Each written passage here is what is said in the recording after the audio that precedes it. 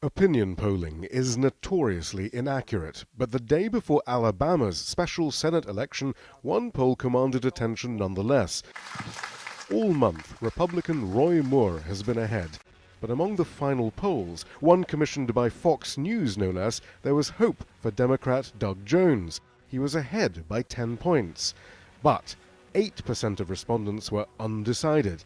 And then there was the guilt factor. Those who claim to be undecided are probably Roy Moore supporters who don't want to admit it to a pollster.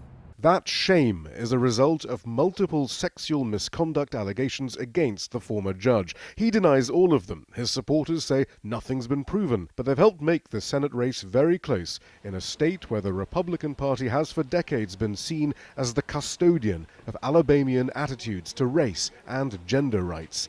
For the Democratic challenger, all will depend on turnout. Doug Jones has to get a heavy turnout from the black community and from suburban women.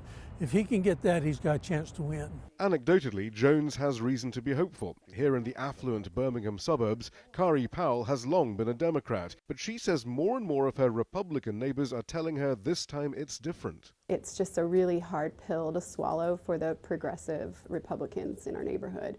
And a lot of them have come to me and said, Doug Jones has my vote.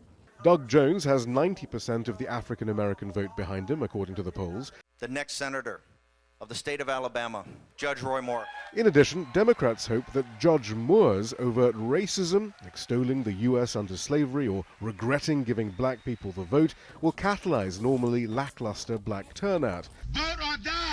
However, it will be difficult to overcome a skepticism about voting born of decades of election-time appeals from local and national Democratic politicians that amount to nothing after the polls. They only really come out when it's close to election time. Dr. Powell summarizes the choice before voters. But this is boiled down to whether or not you're going to vote for an alleged pedophile or you're going to vote for a Democrat.